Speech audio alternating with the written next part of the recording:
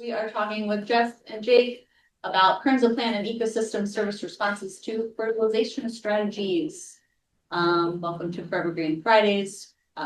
We would like to thank the sponsors of Forever Green, the Environment and Natural Resources Trust Fund, the Minnesota Department of Agriculture, Clean Water, Land and Legacy Amendment, Villager Division, Philanthropies, the McKnight Foundation, among other generous supporters. Thank you for making this work possible. I'm going to turn it over for announcements. Mitch, any announcements? Yeah, so we just completed our co-director Chalk Talk rounds, or round of Chalk Talks, I guess, and we had three Chalk Talks. I've said it once, I'll say it again. Please give us your feedback. The feedback form has gone out multiple times. If you were in attendance, if you weren't able to attend, would like to watch the videos and attend, you can email Claire Price. She'll get you access to the videos. And yeah, really are going to value a lot the input from this community into helping us make our decision. And I guess I'll just round it out with like more Forever Green growth updates. So maybe with just like a touch of the why. We don't necessarily always talk about the why, but why are we recruiting a new co-director? Because Nick Jordan is retiring. So I think that's been hopefully pretty clear all along.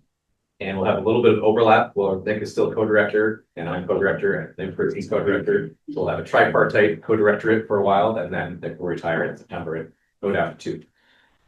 So that's one. The other one is we are far along in hiring a winter oilseed specialist, which I don't think we've really talked about the why for that. And the real why is that we are just buried in all things winter oilseeds. There's so much activity, so much need to interface between research that's going on, commercial partners, NGO partners, policy work, etc. Our internal intellectual property. There's just a giant raft of work that Colin and I have kind of been tag teaming, and we need backup. So that's been a priority for the FGI staff team for a while. Is we were dropping too many balls, we're missing opportunities. We need to have more capacity to move that work forward. And we were lucky to have some foundation support to allow us to have that position. Currently for a year, although we really anticipate being able to extend that. And then the third one that's also far along, not quite as far along, but into the second round interviews is the agronomy associate. So this is a person to work with Matt Levitt in the direct farmer outreach work, supporting adoption of the crops that are covered in eco, Kernza, hybrid winter rye, winter camelina, winter barley, as well as this person is going to have a little bit of extra focus on agroforestry crops, hazelnuts primarily, also elderberries. And that program is growing. We only have one Matt Levitt right now who's trying to cover the entire state, be on farms, be on the phone. So this person will be a backup for Matt. And Matt is also having more opportunities to do things like train the trainer. So he doesn't have to be the one at every farm. We've got great partners at MBA, other agencies. He can help them learn more about these crops, and then they can be the next layer of outreach to farmers. So the demand, the interest is there. That's an awesome problem to have. And again, this time, a foundation approached us and said, we really want to support this farmer adoption work. So it's really dovetailed nicely with the need that we'd already identified. So just a little bit of insight into the thinking of how Forever Green as an organization is growing and changing. Great to be in growth mode and have lots of opportunities to do more of the good work. We also have essentially completed in-person interviews for 2 out of the 3 perennial grains breeder, genomics and breeding tenure track position candidates. And Estelle earlier in the week, Lisa Vanderlaan just finished up, like as of now, I think is probably doing her last meeting. Both went well. Got another one in 2 weeks, and then the committee will be, summing up our recommendations, sharing, and agronomy department faculty will vote. That'll go to the department head. So it will not be quick, but it will be deliberate, and we'll make the best decision out of those candidates. And really excited to see that position come online. Thank you for the reminder. And you said the last one will be in 2 weeks. Yeah. Right. Yeah. Certain committee members, including myself, have gone next week, so I didn't really get it scheduled all more contiguous. So there are many people that contributed to this.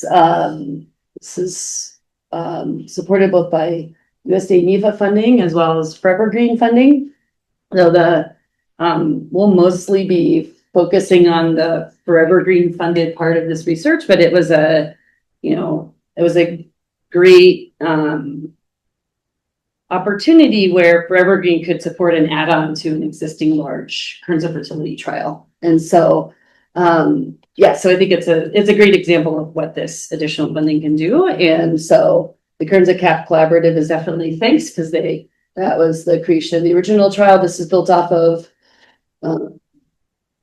Craig C, Lauren, Leah's in there, GP, who have helped with all the data, a lot of the data collection, many other people. So thanks to the collaborative that Jake and I get to represent today. These are the main goals of this project. So we wanted to understand Kernza plant responses, nitrogen allocation under a range of nitrogen fertility strategies, and specifically with N addition rates, determine the consequences on nitrogen cycling, nitrogen leaching, and emissions. And then the add-on here that's maybe one of the first times this has been done, is that right, Jake? Is this staggered planting. So the fact that we look at these, stand age issues in Kernza all the time from different perspectives. And so we actually have a series of successive plantings in order to decouple the growing season from state age responses. Those are the main goals. And so this is kind of what this looks like. So there was this really large 2021 planting that had, even additional treatments. And then we layer on additional plots in 2022, 2023, and 2024. So that in the end, we had 4 planting years where we could track the stand ages by planting year over time. And then layered onto this, we have a soy corn, no-till BAU. The no-till, I think, is going to be important, and that's fertilized at 160 kilograms per hectare per year. And then we also have these Kernza N rates that will focus on 0, 80, and 160. So the current kind of best management practice for Kernza is 80 kilograms of nitrogen per hectare.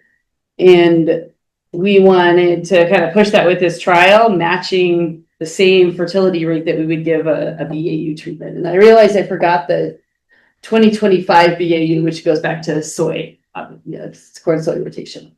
So this is kind of a picture of the conceptual framework. So we have our productivity, our N allocation with these different nitrogen inputs. And then we want to track kind of where is that nitrogen going into the roots, into the plant. We don't have the complete data sets yet today to look at that N allocation because we kind of ran through last growing season. We're still processing samples. The root nitrogen. So eventually we'll be tracking the nitrogen into all of these components. And then also following it in a full nitrogen budget into different environmental sources as well. And so where is this nitrogen going in the plant, but also how is it being cycled in the soil and how is it being leached into nitrate or nitrous oxide emissions? So that's kind of the full picture of what the goals of this project were in the conceptual framing. And then these are a lot of the response variables that we'll be looking at in totality. So again, we have emissions, lysimeter nitrate, and mineralization rates and root biomass. And then the yield components, NDVI, which is the greenness over the season, grain and stem, carbon, nitrogen, and plant productivity. So I'm going to focus on the plant's response to nitrogen, and we're finally able to kind of decouple the effects of nitrogen, how they interact with stand age, as this staggered start planting situation that we put in the field. I'd like to start with just this cool picture. This is not the experiment. This is just these plots out on campus that we set up for demonstration, but it highlights the effect of nitrogen fertilizer. This is one of the last pictures I need to show you. After this, it's pretty much all data. That's why I love these presentations, just to dump a bunch of cool data in front of you all and get the gears turning. But you can see how the obvious differences in color, differences in the amount of biomass. You're starting to even see a little bit of lodging here at the higher nitrogen rates. All of these are going to come to fruition and play into Kernza grain yields, and we'll talk about how they interact, things like that. So just so we're all on the same page, starting from the beginning, in the upper Midwest, we typically establish stands of intermediate wheatgrass in the fall. We plant those seeds in late August. They grow vegetatively. We don't usually apply nitrogen until the first spring. And most of what I'm going to show you, everything, all of the data come from plots that were fertilized with urea, synthetic nitrogen fertilizer. We're going to vary the timing a little bit, but typically urea is applied in the spring, right before, well, early on, that spring regrowth. Then the plants go through and send up their seed heads, they flower, set seed, that's all ready to harvest by late July, early August. We remove all of that biomass, and then we get this vegetative regrowth from that period of August to November. And the cycle continues with after overwintering. So the first kind of point that we can start with is just how much nitrogen does a Kernza stand need, right? This is not your typical annual grain crop. That's quite a bit different because we have this very interesting thing happening down here with roots. But we know that there's about, and these are just round numbers here for demonstration, let's say 800 kilograms of grain per hectare, 0.8 metric tons per hectare. The tissue concentration is around 3.4% nitrogen in the grain. So that means there's about 27 kilograms of nitrogen in the grain itself per hectare. The straw and the leaves, a lot of biomass. We got a low harvest index here, relatively speaking. 4,000 kilograms of biomass per hectare. Much lower nitrogen content at the time of harvest, 1.1%. So about 44 kilograms nitrogen per hectare, just in the leaves. Then we have the roots. And this is data that's been collected over multiple years, multiple environments. And again, it's just like a rough number. But about another 4,000 kilograms of root biomass per hectare, about 1% nitrogen, so another 40. Now that one's tricky because that nitrogen is cycling year after year. Straw and grain, we're removing every year. So we're removing 70 some kilograms per hectare, and then you got this pool that's probably cycling. So we just kind of add this up. There's about 107 kilograms of nitrogen per hectare in a Kernza stand.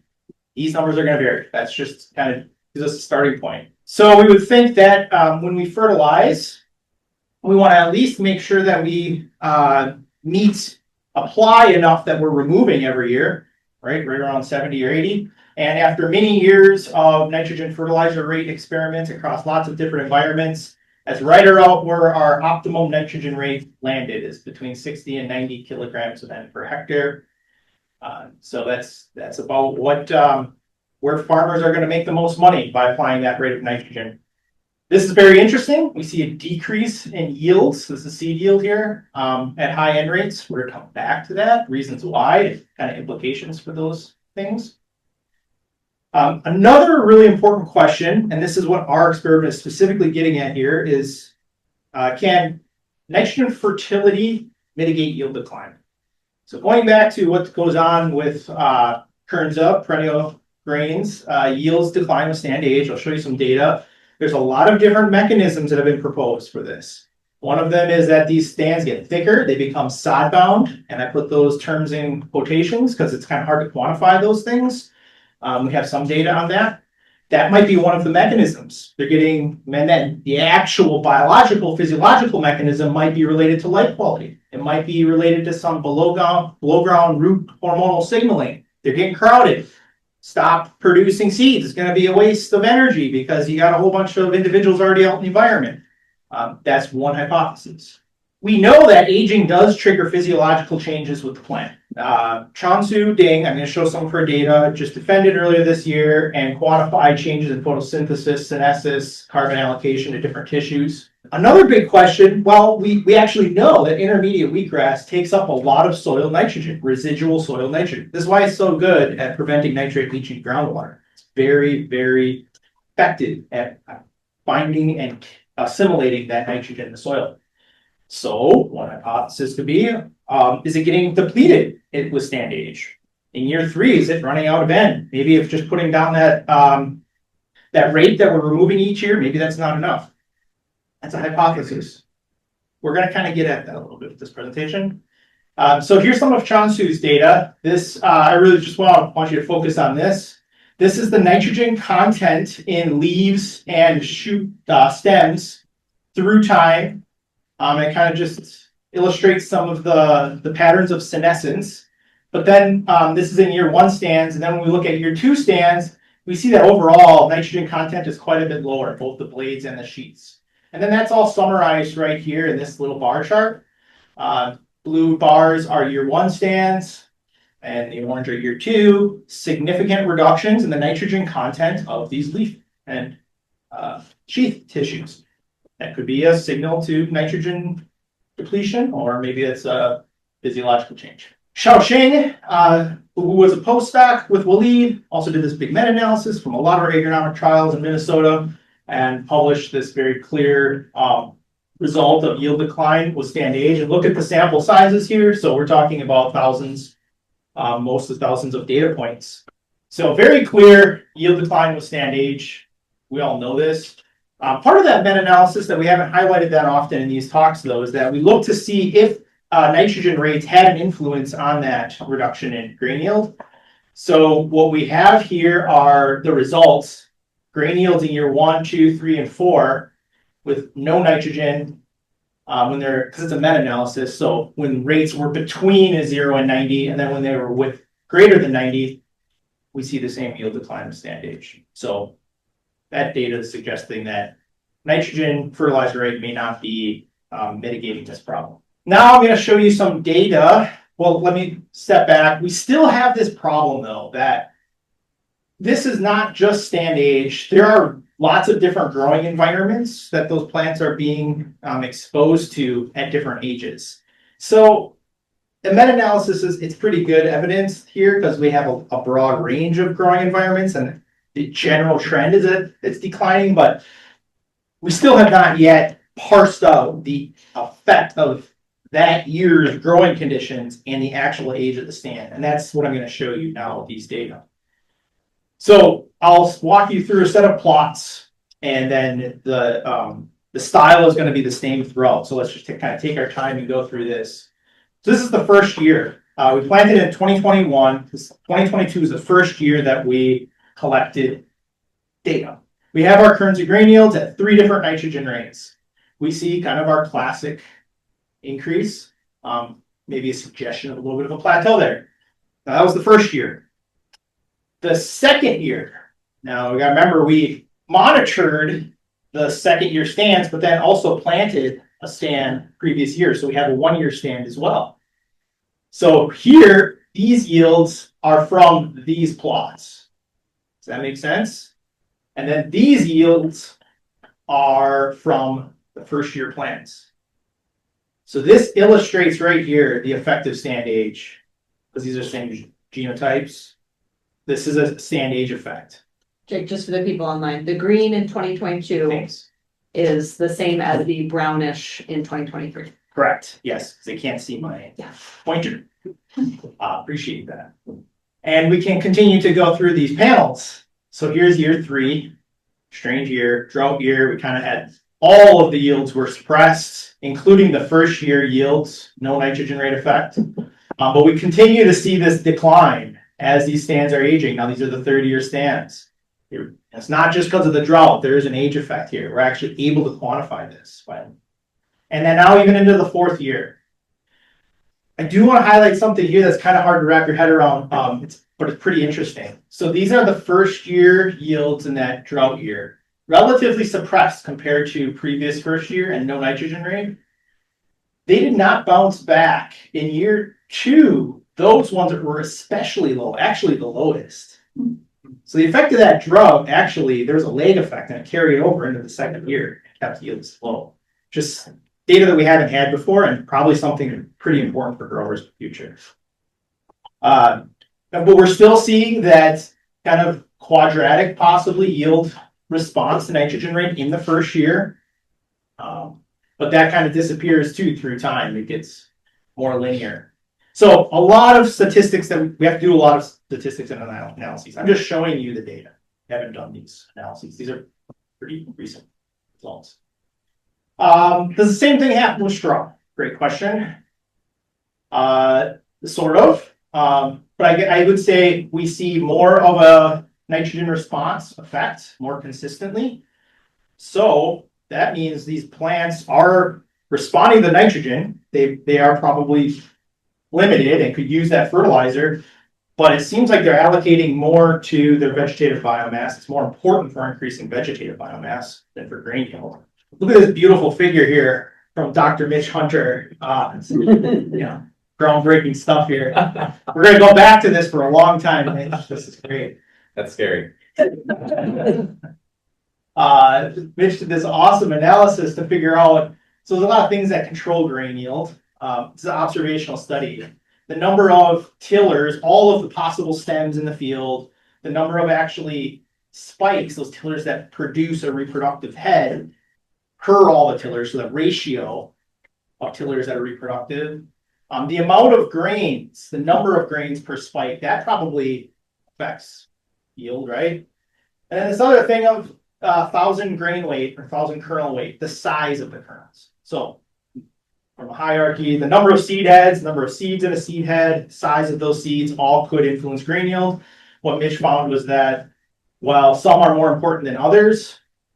So there's a lot here, but I want to draw your attention to this. The number of spikes in the field had the most consistent and strong relationship with yield. So the number of spikes is important. So we've been measuring that and also asking, does nitrogen fertilizer rate affect the spike number or the density spikes per unit area? We get a lot of questions about this from growers as well. What is the nitrogen? How is it affecting and influencing yield actually? Not much of an effect. So despite this really strong relationship between total biomass and nitrogen, we're not seeing a very strong effect of the plants using that to create more spikes. So nitrogen, may not be as critical of a resource as we were once thinking for maintaining grain yield. It's going to be complex though. We got a lot to sort out here, but not a strong relationship. We also see, we can look at a lot of things here. The change in spike number through time. So there's not really a consistent pattern here, whereas in some cases we actually have before. So this contradicts some of our previous observations. More to tease apart. Seed head count is sometimes associated with grain yield. This is really sloppy. I actually made it this morning. So I don't know, we should be a little bit careful looking at this. But that's an interesting question, right? Is seed head, because Mitch showed that it's an important thing with this path analysis. Is it correlated with grain yield? We're seeing some correlations there, but we got to do some more work with that. Oh yeah. One thing that Mitch found was that seed size doesn't seem to have a major effect on grain yield. However, seed size is really important for end users. End users want large kernels. This is going to be, I think, should be a breeding target, even if it doesn't have that strong of an interaction with yield. It's going to be something end users need. So can we increase seed size with nitrogen fertilizer? That might be a reason why growers want to fertilize. The other thing is that doesn't have anything to do with stand age. So first, very interesting result is that seed size decreases with stand age. I think I showed this last year with 3 years of data. It continued. So year 1, we have these nice large plump kernels of 6 milligrams per kernel. Oh no, this is, yeah, that's supposed to be milligrams, not kilograms per kernel. But for year 1, seed size is usually larger, except for that drought year where things are wonky. But every other year, yep, they're larger, and that decreases with stand age. Interesting and important finding, I think. I'm just going to touch on a few of these things. Nitrogen use efficiency. We don't quite have all the data we need to get the whole picture of this yet. I will present a value of nitrogen use efficiency. If it's greater than 1, it means that the plant is taking up more nitrogen or has more nitrogen in its tissues than what we applied, than what we gave it. So it's net sequestering nitrogen from the soil, perhaps. Jake, really quick. Yes. What genotype are you using for these steps? Minnesota Clearwater. Clearwater. Yeah. Okay. Yeah. And it was the same lot. This was a hard thing to deal with to think about too, but yeah. Does nitrogen fertilizer rate affect nitrogen use efficiency? So anything above 1 is that we are removing, and of course, if we're, well, this is actually the low nitrogen rate. At a low nitrogen rate, that's not enough to provide the plant what it needs. So it is accumulating more nitrogen in its tissues, and that's being removed, and that's being reflected by our value over 1. So that's great. It's making sense. All the tissues or just the above ground? Just the above ground. Good clarification. And then we are seeing that that is a negative when we get above that kind of optimal nitrogen rate, right around 80. Stand age, we can't say too much about that yet. We don't have all the nitrogen content of the grain in yet. One last thing to talk about is the timing of nitrogen fertilizer. This has been hotly debated for a long time in the Kernza community. In the upper Midwest, like I mentioned, we're putting almost everything on just in the spring. There are parts of the country where they're putting most of their nitrogen on in the fall, based on recommendations for other cool season grasses. So we did an experiment where we applied nitrogen just in the fall, the same rates all in the fall, and then a split application where we put some of it, half of it down in the fall and half of it in the spring. And super interesting results here. First, in terms of nitrogen use efficiency, there's some variability. I don't want to talk about that just yet. Let's jump to some of the more clear things. Okay, does it affect grain yield? Because that's what growers want to know. Very important question for production. I don't think there's going to be a statistically significant difference here. If anything, the split is going to be lower. But what we typically do here, apply it all in the spring, it's generating yields no better than putting it all in the fall. But that's in the first year. And there's lots of hypotheses that we could test as to why the timing might matter differently with stand age. We don't have to get into those right now, but so we can look at the results. So here it all is. Take home message is that we very rarely see any differences in yield in response to nitrogen application timing. It's pretty much the same in all these stand ages. I think that result could be recommending to growers apply, if it's more convenient to apply in the fall, I don't think that they will be penalized. One thing we do have to look at is the environmental impacts. Are we going to see more nitrate leaching? That's what Jess is going to show. Why are there only 3 timings for the older stands and not the younger stands as you go across these? Yeah, let me see how this goes. Because, so this is came from the Kernza cat plots. And those are continuing. So these 3 here, and those 3 there. Those are the oldest ones. It's just about data availability at this point. Yeah. So, but it helps to kind of see what's going on. I just And was the worried that I was timing- missing something about your design. Oh, yeah, well, the timing only happened in the That's right. main fertility trial. So the staggered plantings only had those 3 treatments of the 0, 80, and 160 in the spring. Okay. So when Good Jake's point. showing the timings or the split applications, those are some of the other treatments in the main fertility trial. There were 12 treatments. So it was a huge trial that we took some select pieces of to do the staggered plantings on. But that's great.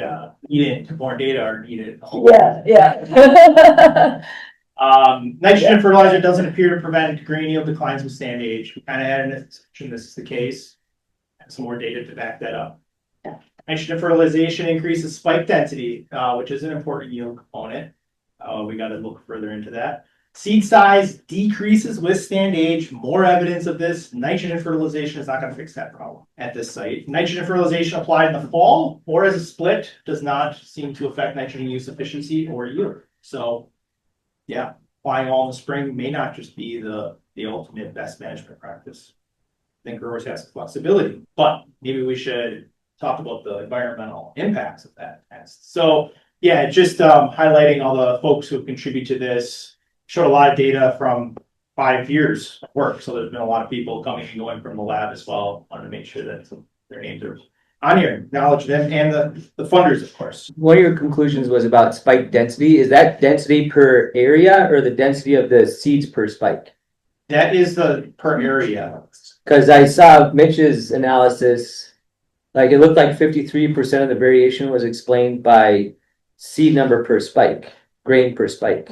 Yeah. That looked like the biggest factor. And it's one of the hardest ones to measure because you gotta sit down and dissect individual spikes. Is that 53% of the variation explained by grain number per spike? I don't think it's variation explained in this analysis. It's been a long time. But basically the degree of correlation, so red lines are negative correlation, blue lines are positive correlation. So yeah, if you have more grains per spike, that has a strong positive association. So with it's grain. correlation. Yeah, So if you square it, that's the percent of variation explained then. Sure. So 25%, or wait, what's 0.5? Yeah, 25% of the variation explained by grain number per spike. That's the biggest one. Yeah. So yeah, that's kind of interesting. And that's why I asked about the genotype. Shattering. Well, yeah, shattering and maybe there's just variation just on how long the inflorescence is, how many grains per spike you can get. The floret number seems to be like, yeah, very much genetically controlled set. So there's like very consistent number of spikelets and florets per spikelet on a seed head. And I think what influences this are two things: floret site utilization, or like pollination efficiency, which I think is going to be driven a lot by the homogeneity in phenology of them being like, is the whole stand open and flowering right now, or is there a whole bunch of heterogeneity, different flowers opening at different So times? flowering time. Flowering time, Yeah. the window of flowering time. I think that's a major part of this. But then the other thing is shattering. So this gets picked up if there's any shatter. Sure. Or loose Right. spikes, grains per spike. Yep. And that's the going back, like these other things are relatively easy to harvest or to measure. Grains per spike is the hardest because you got to actually sit down, strip off seeds, and have somebody count them. Have you been using the Marvin counter for that though? That for this, but separating the grains per spike is, yeah, we could use the Marvin counter for that. But the dissection of those seeds from individual spikes is hard. It's a lot of work. I guess you could use like a little thresher or something like that, but then you have the risk of breaking kernels and counting broken pieces. And we've done a little bit of experimentation with the methods, but not a whole lot. If you have recommendations.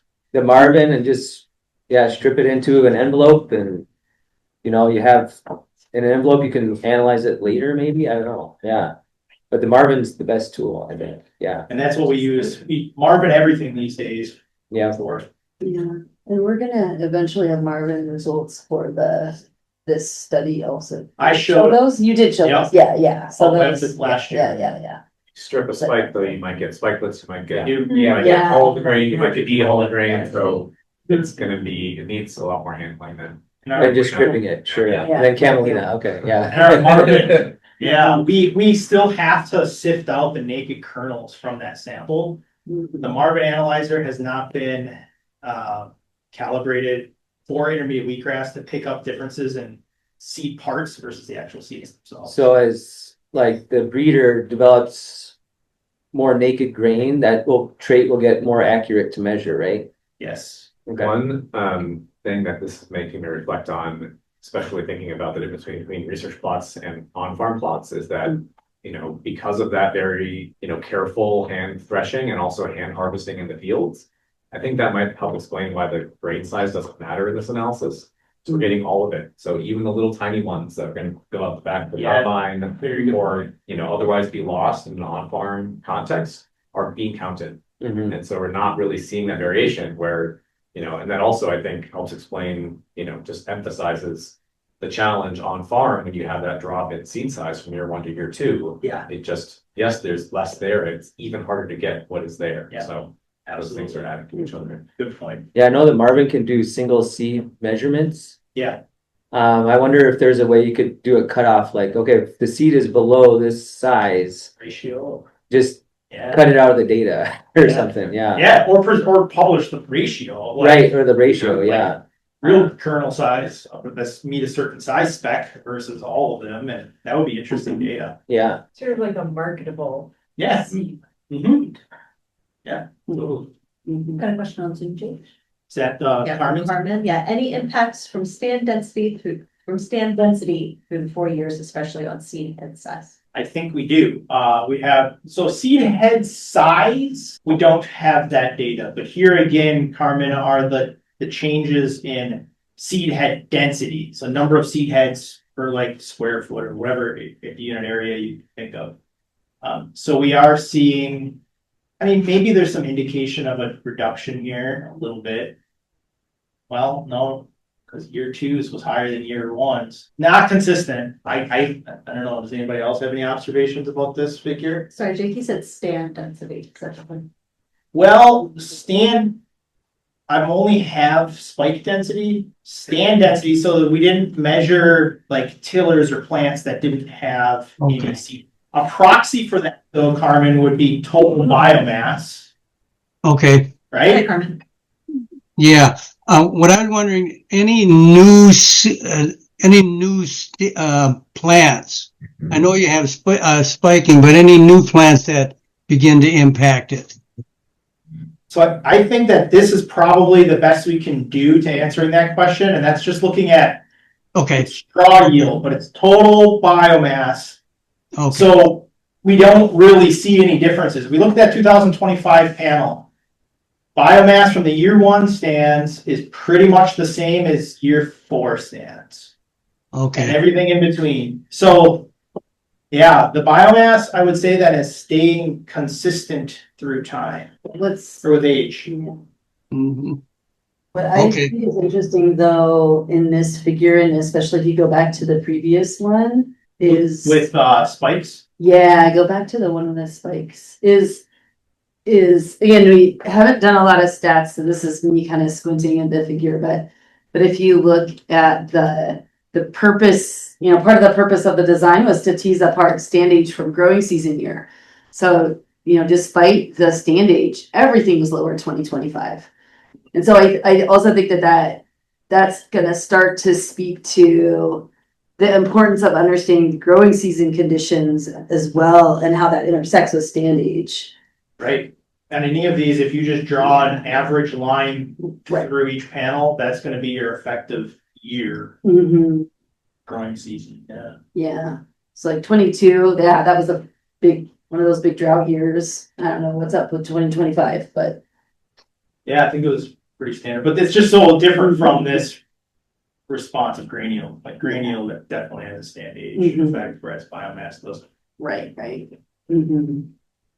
Yeah, I wonder what the signal is. Is it like a shade response thing?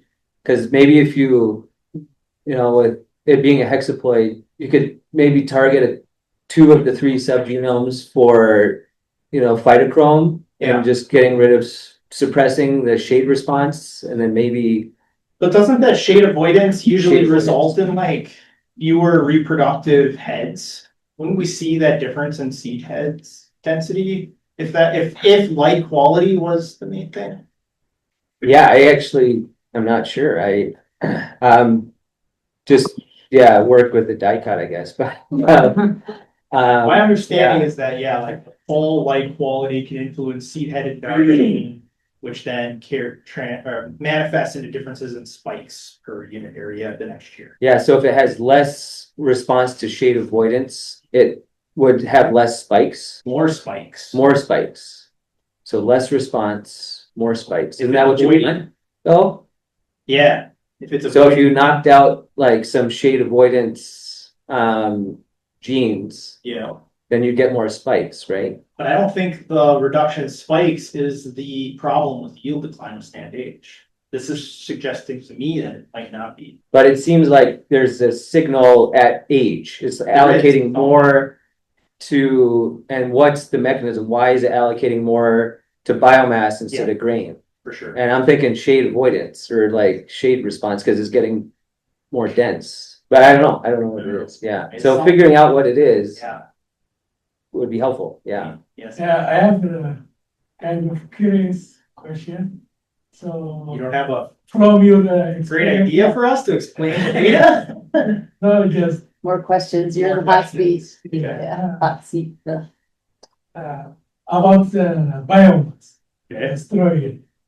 Have you noticed the growers or farmers' economic interest on the biomass part, Yeah. or the straw part for Yeah. animal feed, or feedstock for biofuel? Yeah, Because that yield is a substantial higher. yeah. I mean, It definitely, yeah, there are a number of growers who are interested in using the biomass. And what I'm showing you here is, this is just straw. So it's the amount of biomass that's left right after grain harvest. But then when we think about the plant regrows in the fall, that can also be harvested. And that might have effect on light quality.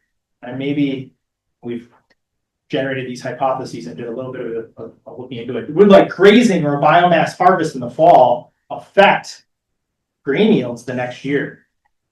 So is that still for animal feed or? Yeah, mostly it's Is for it animal palatable feed. for animals? Yeah, this is semi-palatable. It's better than like wheat straw, but it's not very high quality. Hannah can tell you all about the effects of grazing on grain yields. And Mitch too. Yeah, I can put it all in. Well, we're putting Mitch on the spot of old papers. But the That's not crazy, Mitch. The biofuel potential has been underlooked or understudied. Yeah. We have the ability to estimate how much ethanol we can produce per ton of Kernza straw. So we could do these renewable energy type scenarios and say, all right, yeah, if we took all those cuttings, the spring and the fall and the straw, we turn it all into cellulosic ethanol, a couple of things. What would be the carbon impact of that? So renewable energy, what would be the economic value of it? If farmers could actually sell that stuff for ethanol, what would it have to cost to pay, the bills for the farmer? One last thought I had on that shade thing, sorry to go No. back to it, but Oh, I know that David Marks is really excited about his 5B penny press mute for like yield reasons. So it just makes me wonder, what would a 5B do in a hexaploid? Because maybe if you don't knock out all 3 subgenomes, you could have a functioning one and 2 non-functioning ones and maybe not get a crazy response, maybe get a more kind of attenuated response or something. Yeah, so 5B. okay, Mhm. write that down. Yeah. Matthew, explain to people who aren't geneticists what this Is is. that So yeah, I think David Marks. So I think the 5B was more interesting when we were trying to get pennycress to establish in corn, because it was so much shade from corn that pennycress would just get etiolated, leggy. But a 5B knockout just made it so it didn't get so leggy under the shade of corn. So, and I think it has other effects too. So outside of that rotation, I think he's still interested in it. I think it helps yield somehow. But I don't know the other mechanism of how it helps yield. Maybe it's the plants just not shading themselves as much, but yeah, it's just reducing that shade response. Yeah. We do have plant height data too that I didn't present that would be related to that. Kernza getting leggy would be more taller, Mm-hmm. be responsive to light bulb, Right. the light competition. Maybe what I should have started with in the beginning, Jake was talking a lot about because I honestly don't know if these trends affect a lot of the results that I'm about to present, even though it's environmental data and environmental trends, but Jake was talking a lot about these 2 drought years. And so this is the kind of monthly sun precipitation, even starting before our study period. So our study, our first planting was in fall of 21 about here. And then we have data through the end of 25. So this light blue line are the years of 22 and 23 when we had these drought years in Minnesota. So you can see that right here where extremely visible, but this is kind of the context that we've been doing this study in, is these 2 years where we had pretty significant drought, a winter that totally sucked for skiing. And then, 24 and 25. And to orient you to the axis, this is a little bit goofy, but this isn't centered. So the 2024 here is the beginning of 24. So this is the 2024 year.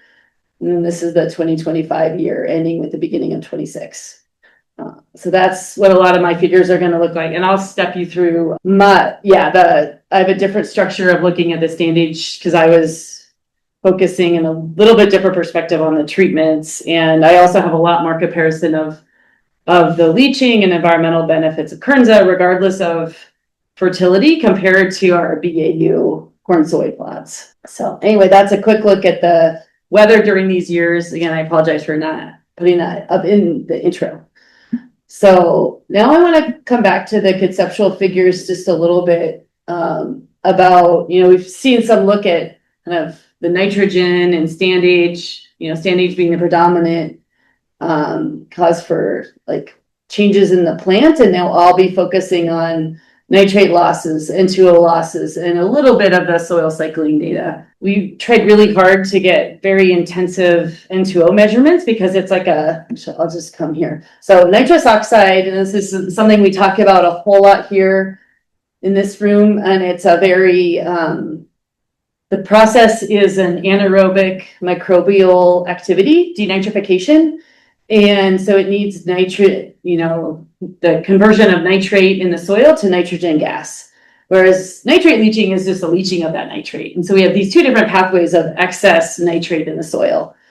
And I didn't show some of these studies, but there have been some interesting studies of the like pulsiness. Like nitrous oxide is like really known to be extremely pulsy with, they call them like hot spots and hot moments in time. And there have been some studies though that led to, at least my interest in this study, that the pool size, the amount of available nitrate, is actually a stronger driver of nitrous oxide emissions than how wet the soil is, because it's also a facultative process. And so these microbes, it's almost like flipping a light switch. Like they can use oxygen, aerobic respiration, until the moment there's not enough oxygen, and they flip a switch and they start denitrifying, because denitrification gives you almost as much energy as aerobic organisms do. And so that's kind of what leads to this like highly pulsy thing that's a major greenhouse gas. All right, and so these are some of those emissions. Just for the sake of trying to get at trends, which you'll see there aren't a lot of clear trends going on, but just to get at some of the trends in the treatment differences, I've averaged them by month. But we were actually out even twice a week during the kind of times in the growing season that we expect these to be higher, because it's so pulsy. We wanted to just really go at it with the measurements. So this is an average, but it definitely does not represent the effort in the field, and it also doesn't represent a change over time. Like I'm a little more skeptical of these results in the first 2 years when we weren't going out multiple times a week to try to catch these emissions. So this is just the treatments over time. You can see that, there are times when our fertilized Kernza plots do have higher emissions. You can also see that we're still in need of a little bit of data cleanup. We have some negative emissions here. That tends to happen with something that varies around zero, like these are relatively low emissions rates. And so in the community of greenhouse gas emissions, sometimes you just keep the negative emissions. There isn't a known biological process that would lead to negative emissions. And so it also would be possible that we just cull those from the data set or set them to zero. But that's just a bit of cleanup, and that's why I have a blue line at zero here. But you can see that our dark purple BAU plots are often above zero, except this kind of time in 2023.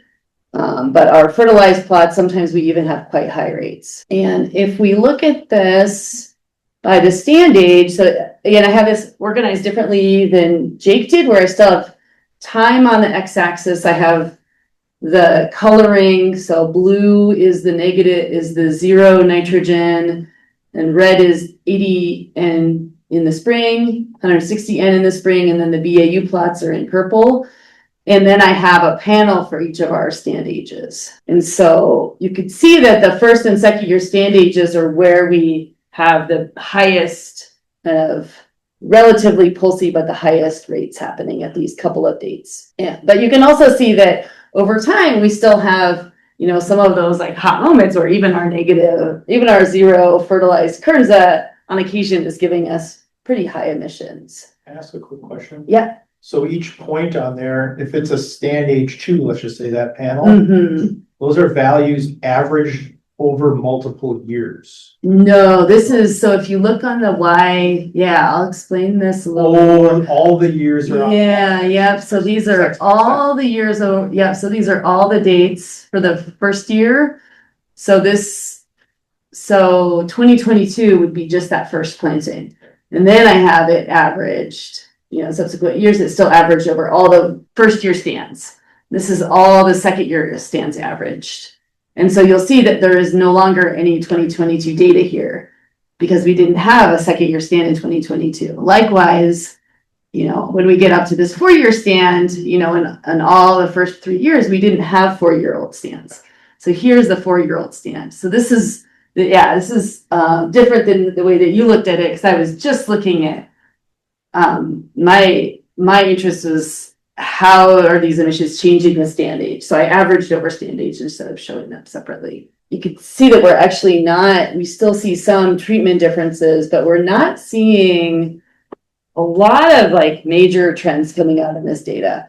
Another thing I want to point out while I'm orienting you is that I set, because we replant the corn and soy every single year, I've always marked that as a 1st-year stand because it's never going to have multiple stand ages. And you could argue for showing that over time with the other treatments as well. And I'll get into some of the interesting trends we're seeing actually in the BAU plots as I move through the rest of this talk. And this was all clear water too? It's all clear water. Same, this is the same plots that Jake was Same doing. plots, okay, Yep, cool, literal same plots. sweet. I also wanted to, this is a little bit small, but I wanted to orient us to like what are average nitrous oxide emissions. I realize this figure is a little bit small, but this is a older data, but a recently published study where they looked at several ways of analyzing nitrous oxide emissions across the upper Midwest. And the averages they're giving are from 0 to 4 nanomoles per meter squared per second, which is a different unit than I used. But and this is kind of what we could expect. And you see the red values again those are direct soil emissions compared to modeled emissions. And you could see these kind of hot, in this case, more hot spots than hot moments. And then over time, June and July, which happens to be the time of year that we were also seeing higher emissions, or when emissions are the highest. This is like right after snow melt, it's wetter. You don't have the annual cropping systems picking up nitrogen anymore as much yet. And so this is where you tend to have higher emissions. These off seasons. And so these are, again, from 0.1 to 0.45 nanomoles per meter squared per second.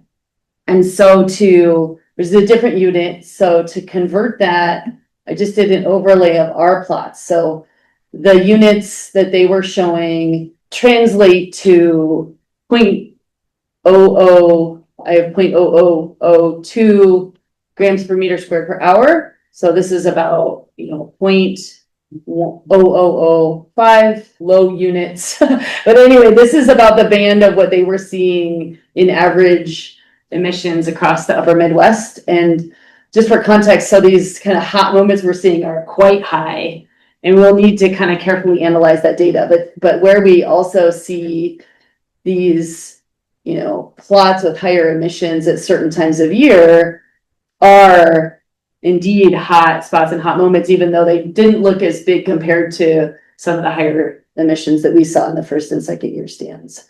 Again, we are seeing significant N2O emissions. There isn't yet a clear answer of which fertility rates. There's a tendency of lower emissions as we increase in stand ages, but the getting a handle on N2O emissions, we're not the only ones. There's whole communities of people trying to get handles on N2O emissions, but there's nothing clear going on in Kernza the same way that we see with nitrate reduction in leaching. It would be cool to see like how much soybean and corn and maybe another perennial alfalfa have. Just like a relative comparison to know like how good is Kernza compared to those. Yeah, and so you can see this. So the purple dots here, show it here without that band because it's a little bit easier. So this is a corn year, soybean, corn and soy. So you can see that they are a little bit lower in those soy years. I'm looking at the purple dots of the business as usual. Oh, so business. Oh, yeah. So the business as usual, that dark purple, are our annual counterfactual. Cool. So it's only in that first panel where there's business as usual then. Yeah, because I set those for for today's presentation, and maybe I would make a different choice. And maybe we'll make a different choice as we analyze this data more deeply, but I called them all first year stands because they're annuals and they get replanted every year. And that was my logic there, but we could definitely have stretched them out over time as well. But again, this is corn fertilized at the same 160 N per kilogram per hectare. So this is, and then this is the soybean. Okay. So you can see the soy is trending a little bit lower than corn. Any speculation around why we don't pick up any major hot moments in the BAU in any of those years, where we do kind of like at random, it seems, for some of the Kernza? Yeah, I Does think at temperature- random is the Kernza. I mean, Is it temperature related though? Like, is it a certain time of year where that spike happens? all of our spikes, and I think, and correct me if I'm wrong, Leah has been collecting and helping analyze this data as well. All of our higher rates are in this same, I'm going back to this other analysis, are in this like May, June, sometimes early July if we're still getting a lot of rain. But that early season, and I agree that it's interesting that I almost wonder if these are anomalies, but they did only happen in these 2 years in these particular stands. I don't know. In the first year stand, this was like first year Kernza. So that's also when we can also see higher nitrate leaching rates when it's still getting established in that first spring.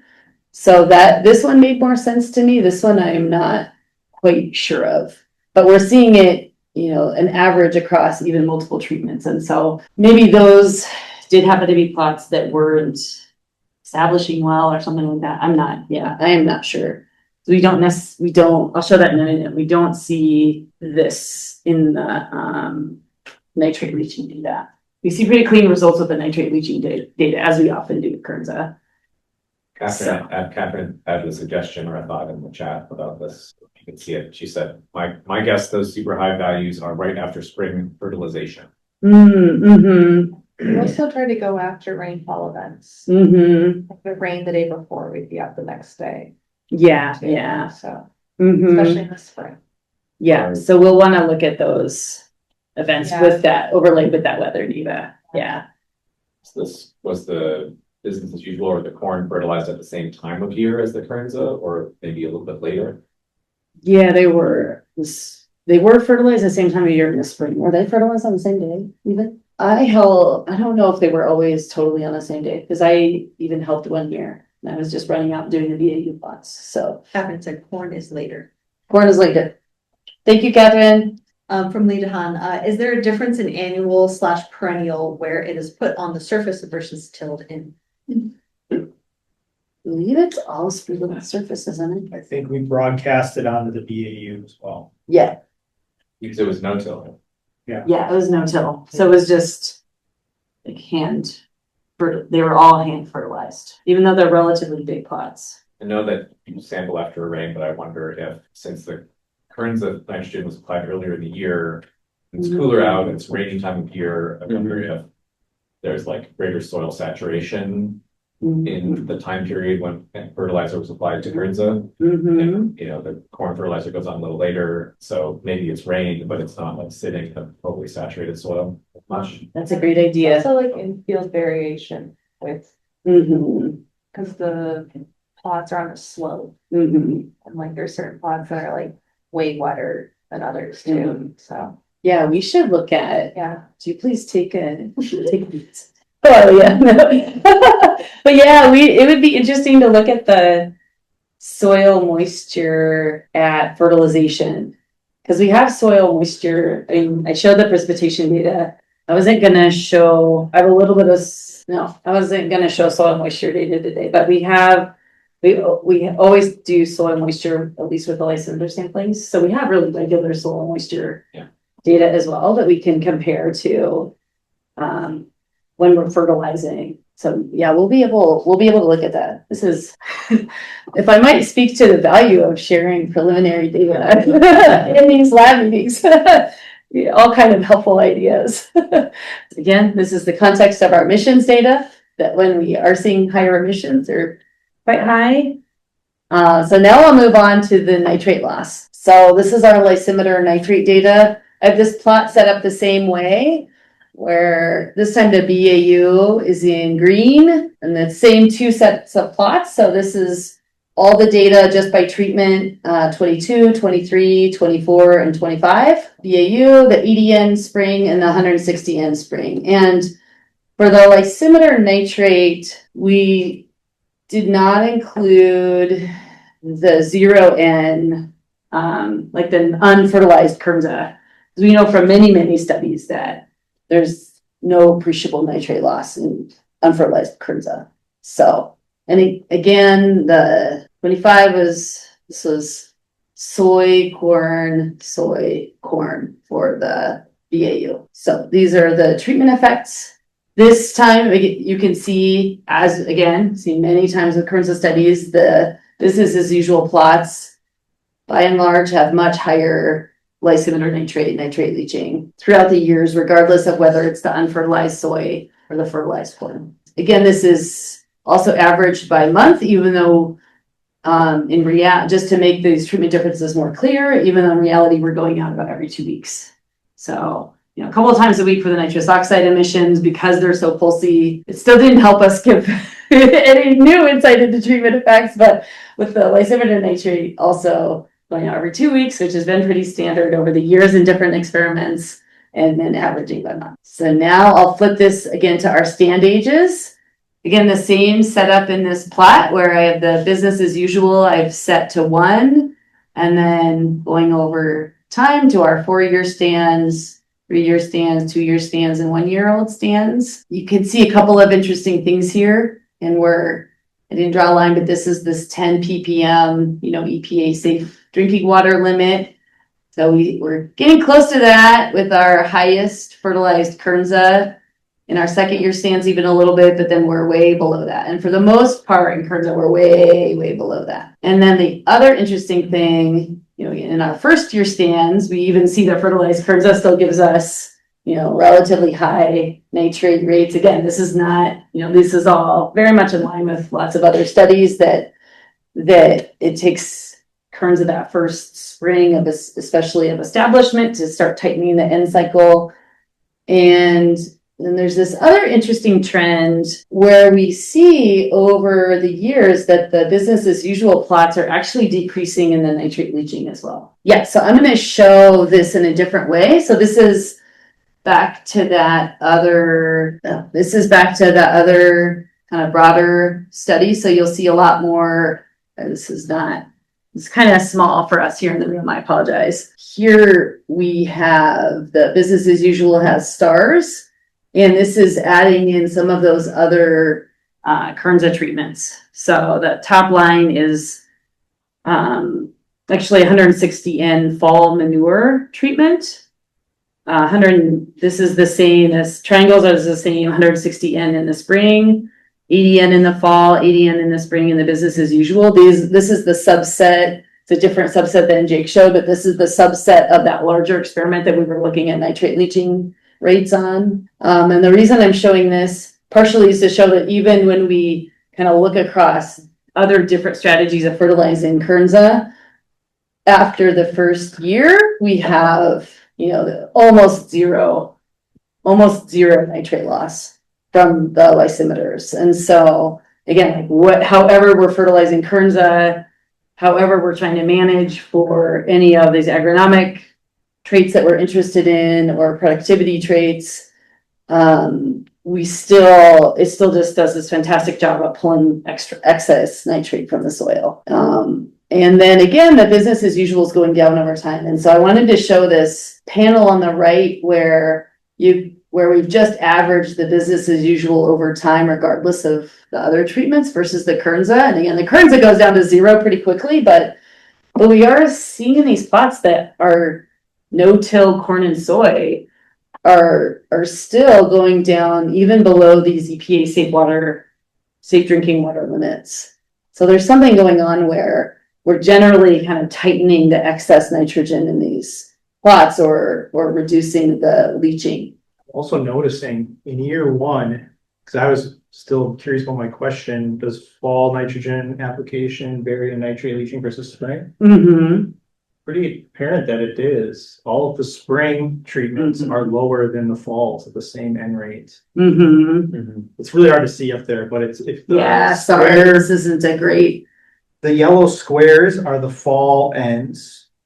Yeah. And then the light blue diamonds below that. Yep, right there. yeah, Those are these. the spring, so consistent. That's also interesting because it's regardless of the type of fertilization. Those dark orange circles are applied in the fall as pelleted chicken manure. So this is actually an organic application of fertility versus the mineral N that's known to be a lot more leaky. And those two are higher in this first year. Yeah. So, for the business as usual, before that was established, was it also still no-till? Or did the no-till just start happening when the treatment started happening? The no-till started happening with the no-till start in 21. Tell you. Cool. So it was a long time ago. So these plots were established, I'll fill space while Jake looks that up. So the Kernza in this main experiment was planted in fall of 21. What happened in the BAU plots is what I'm not quite remembering, but wasn't everything planted to Kernza, and then in the spring of it was oats. Yeah, so the whole field was tilled in oats, but then wasn't the whole entire field just planted in a blanket of Kernza, and then the BAU like retilled in the next spring? There was something goofy like that. Yeah, I don't. There was tillage in the fall of 20. Yeah. Cause maybe that's like the Fall no-till of 21, treatment is yeah. bringing down the leaching, maybe, just the no-till This itself. is, yes, Yeah. this is absolutely. That is Probably on your conclusion slide. on my conclusion slide. And, yes, like literally on my conclusion slide. Yeah, and it's an interesting facet of this as a cropping system treatment is that the lack of tillage. Again, the lack of tillage isn't necessarily helping us with, or the Kernza stands aren't necessarily helping with the nitrous oxide emissions. Something else is going on there that we need to dig into. Absolutely, the nitrate leaching could be helped just by removing the tillage. And it's one of the these environmental quality benefits. There was also a very large soil health study in these plots as well. And for some of those environmental benefits is one of the few reasons that the decision was made to keep the BAU in no-till to better parse out just the cropping treatments. Is this the corn year, soybean year, corn year? Is that what we're seeing in these three? Yeah. Because I should have pointed that out. Yeah, corn, soy, corn. Because this experiment ended a year before the other experiment. So we no longer had any of these environmental measurements happening last year in 25 in the main, except for, this is not true. No, in the additional treatments, yeah. So this is, okay, so I show, that was wrong. We do have all these measurements happening in 25. I showed this from, this is from GP's dissertation. So Gurparteet Singh is focusing just on the fertility trial. Leah is focusing just on the NCAS, on the subset of treatments. So this is from his dissertation and getting into a lot more of these fertility treatments. So I just pulled up this figure because he had this nice look at how the BAE was going down over time. I just was thinking, from corn to soy, it would make sense why you might see a big drop in leaching. But then you go back to corn, and I also looked that up, and that was a really wet year. So corn fertilized 160 with a wet year. That does beg the question of what's going on there. Well, the wet year though, actually, I was just talking to G. That could, like, corn in a wet year could make sense. Another thing about the corn in this particular year is that it's not really fair to call it. I forgot to mention this. Sorry, this is another big caveat to this experiment. It's not really fair to call this corn in this year because the corn was particularly delicious to the ground squirrels that year. And so it got replanted twice, and then it got planted to sorghum in the summertime, and it was semi-successful. And so it's almost better to think of this as a fallow year than a corn year. Weird thing is, nitrogen still went down. Yeah, We applied nitrogen. Yeah, yeah, we still. So actually, it makes nitrogen. the question, even more vexing. yeah, probably. Yeah, I have been looking, I did not bring in this set of figures because I wanted to, focus on the stand age question, but GP's been looking at the relationship between soil moisture and nitrate leaching, and it's more or less a bell curve. And because you're not going to get leaching if the soil moisture is really, really low, but if the soil moisture is really, really high, which may be is happening here unless we really truly blame this on no-till conditions and a tighter nitrogen cycle with better soil formation because you're not tilling it anymore. Like, I think that's certainly plausible, but in a very wet year, you go from high nitrate losses to almost a dilution effect, where if you have so much water, it's like flushing the system out. And so there is, and GP was explaining this to me actually a little bit, is that, you always have this bell curve of nitrate losses with soil moisture. Because at high soil moisture, you start to have a dilution effect because you really just keep flushing the system. Sure. These are concentrations, not total. Exactly. So you could be losing this same total amount, but just diluted. Yeah, and this is why, and he'll do this in a subsequent chapter. It's like, if you want to get at nitrate leaching loads, you should use a modeling effort or bring in like Total N-loss. total N-loss estimates with your soil moisture and your estimates of water flow through the system. And Yeah. Jared and Wansuk are on the Zoom call, and they're leading the modeling effort to figure out how much percolation is going down to the groundwater.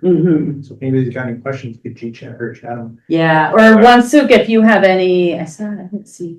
Oh yeah, if you two have any comments on this. Yeah, I'll just mention, I mean, so far what we've, I guess, really been focusing on is more the water part of things, and not trying to replicate the nitrate concentrations or anything like that. So understanding getting that kind of the flux of water out the bottom of the plots is where we've been focusing our efforts so far.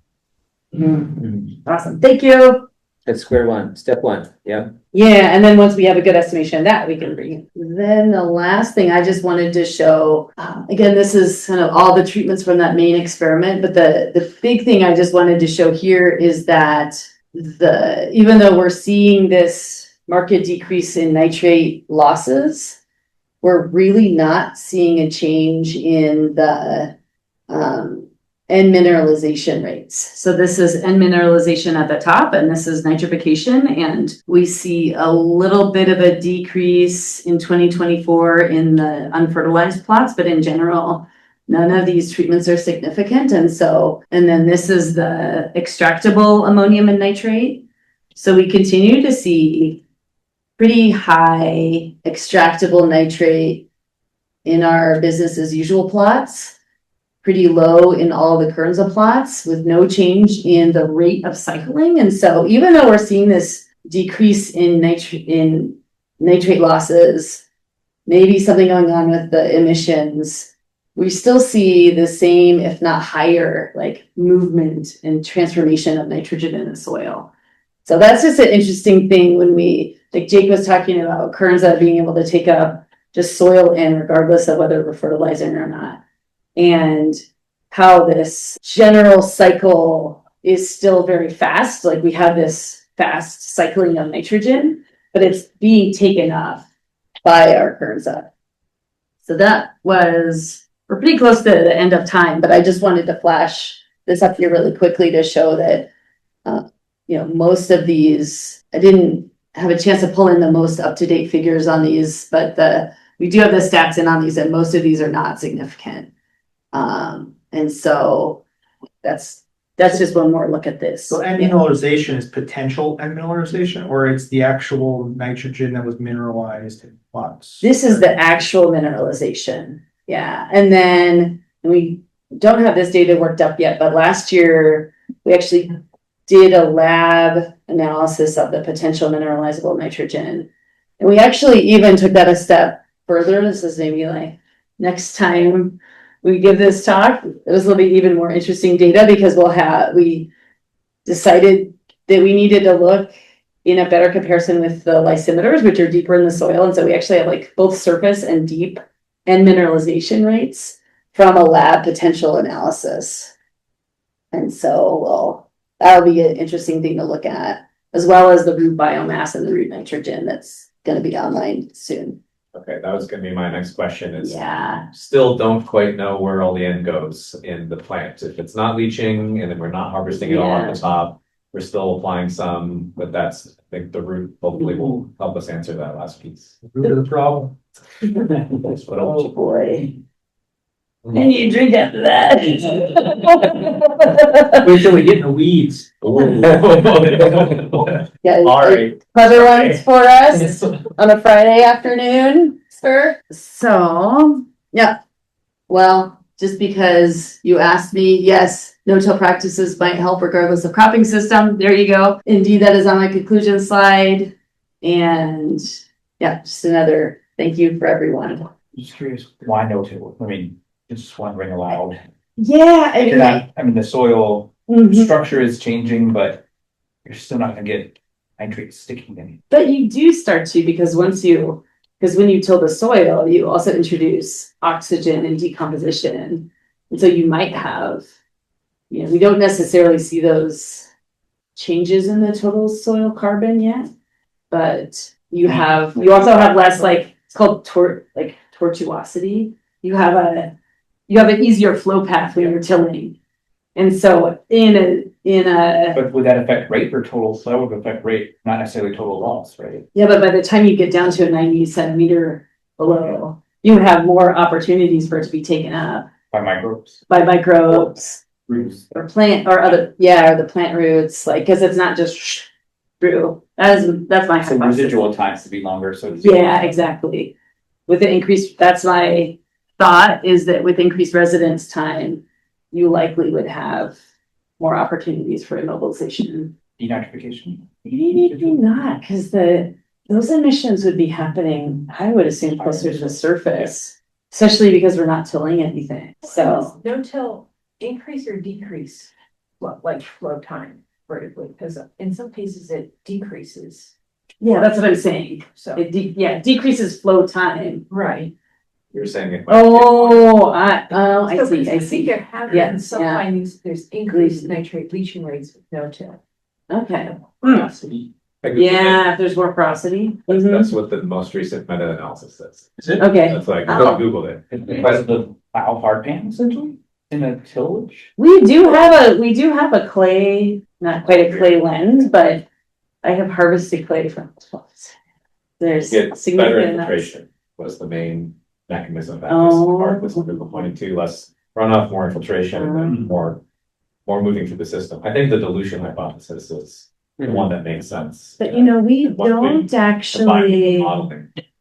I actually have this, because we have looked at infiltration. I just have two comments, So actually. we are seeing that. Sorry, I did have this in some backup slides of the infiltration rates. I'm kind of surprised at how much microbes can take nitrogen. Like, there's a lot of microbes down there that can, so I think maybe there's dilution, but it's probably still not 100% dilution, I would think. I think Yeah. probably there's a lot of microbes that can grab nitrogen too. So that's one thought. And then just an interesting thing, I was today years old, I learned that they're from a Senate speaker on wheat breeding, that they're starting to breed for wheat lines that have variation in biological nitrification inhibitors. Interesting. They apparently root exudates can inhibit nitrification somehow, the microbes, which, Huh. yeah, I thought that was cool. Yeah. Yeah, I actually just put in not just me and Jake and Hannah Stoll and Ravine just put in an NSF to look at breeding for nitrogen use efficiency. Like there have in the Yeah, that's past, probably related. Yeah. yeah, in past decades, there are indeed genetic markers for nitrogen use efficiency that people haven't really selected for or taken advantage of. Mm-hmm. Who knows how hard it is, but is nitrogen use efficiency something you can select for? And it's interesting to think about those things with an early, like that's an advantage of all these early development crops is that they still have so much genetic diversity because they're early in development that you could try to pull out those things. That'll be Yeah, fun if that because gets apparently done. the wheat breeder was saying, and Simmet in Mexico was saying that those lines of wheat that had better exudates or whatever Mhm. had better access to nitrogen. Like they could use more of it too. So Yeah. So yeah, this is actually, yes, you're correct that there is better infiltration in it. This is from the same plots. You've got all these locations here. I was wondering throughout, how much of that data was multi-location that you showed today versus just St. Paul? I just did, Okay. it's Rosemont. Rosemont. But yeah, I only showed Minnesota data today. Yeah, this is still the multiple locations. And this is averaged over the locations. But, Let's thank our speakers before Jake leaves.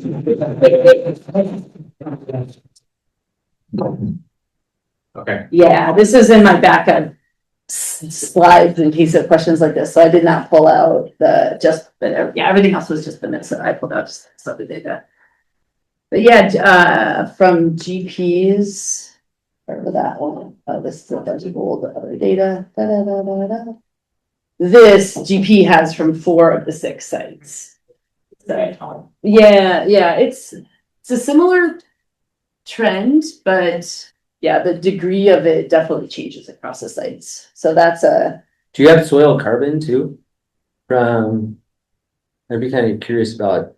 yeah, we have soil carbon from these plots. I don't know if I can speak to it.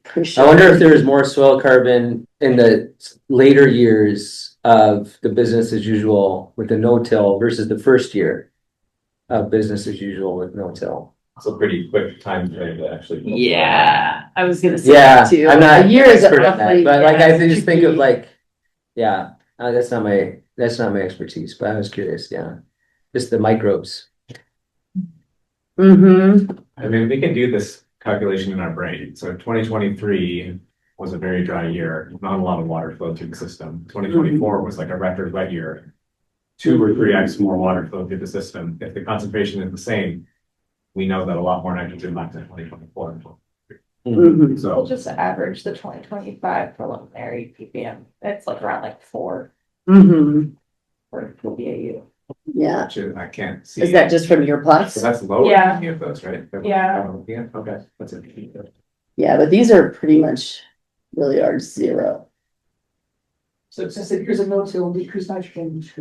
So I say, I like this idea of looking, Leo, at the soil moisture compared to the fertility, timing of fertility. I should tell that to GP also. Yeah. I was wondering about the, like, I just couldn't really follow the units translation between the maps that you showed. Oh, of yeah, nitrous yeah. oxide units, which were like July of the year, like the whole month. Okay. And then yours, I think are averaged, maybe, but I couldn't Oh, yeah. follow that translation. I guess since Jake outed himself, I too made many of my figures this morning. Other than the ones that I borrowed from GP a few days ago. The bar that you added to the other graph, is that like the version of outcome corresponds to the? Yeah, yes, exactly. Yeah. So what's the unit on? So this is nanomoles per meter squared per second. And the reason I chose this paper is that it's a combination of actual measurements and modeling outputs, which I found helpful. And so they are showing this like June and July. I feel like ours is a little earlier. It's more like end of May through June.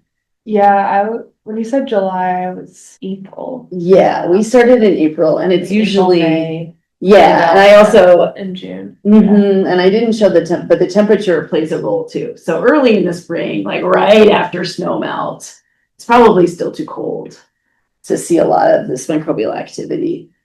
So yeah, I feel like even by mid-May, sometimes we see higher. I think both of those like really high pulses we saw when I've looked at this data in the past were more like mid-May. But June. Yeah. Yeah. Also, mid-May, we had that June. non-existent winter. Yes. What year was that? 2023? Yeah. Yeah. So early. Here, I can go back to that. We were able to go out really early that year too. Yeah. So. Yeah. 23, the beginning of 24. Also. Yeah, But then it got wet fast, but yeah. Yeah. We had, it was a little colder, but there was like no anything in the winter of Yeah, there was no, 23. like, there was no snow in snow. March. Yeah. Like, we yeah. could gas that. Yeah, and we went out earlier, Yeah. but it was still quite cold, but yeah.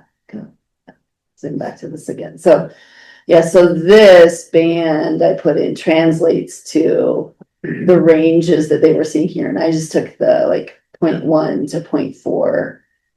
I guess what I'm trying to understand is that these numbers are for the month of July. So it's like an aggregate for that month and then calculated on a per second basis, I guess. I assume that's what that is. And then I wonder about yours, because it like, because that's different than a hot moment, right? Like that's a summary over a whole month. So, Are yours also then summarized over a whole month?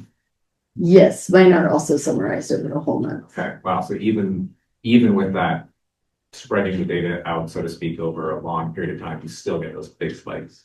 Wow. And these were even individual dates, but yeah, it was across multiple plots. So Okay. So that it's was not like on one day you had a incredibly high measurement. yeah, and it was just in some plots, but I think like you were saying, like the heterogeneity across the field was quite high. But yeah, so they were looking just at July. I guess this would be a thing to point to, is that we know that they were looking at June and July as these kind of hot spots, but it would have been better to pull. Some recent studies have shown that, I mean, maybe June, but like if you have a warm fall, like they did show October here as well. And this is still sitting at that 0.1, that lowest. Well, overall, it looks like the model underestimates. Aren't they both models though? Just descent direct soil. Yeah, and it is but the red is the direct emissions. But I'm reading that as model direct emissions versus model total emissions. So descent's a model as well. Descent's a model. So I believe, yeah, there's another. maybe they've got better validation. Maybe this wasn't the best thing. It's the deepest data dive I've done in a long time. Yeah, and there's another, I should have thought to compare this to, I was just trying to grab something quick. I just wanted to give some kind of context because we don't think about like relative numbers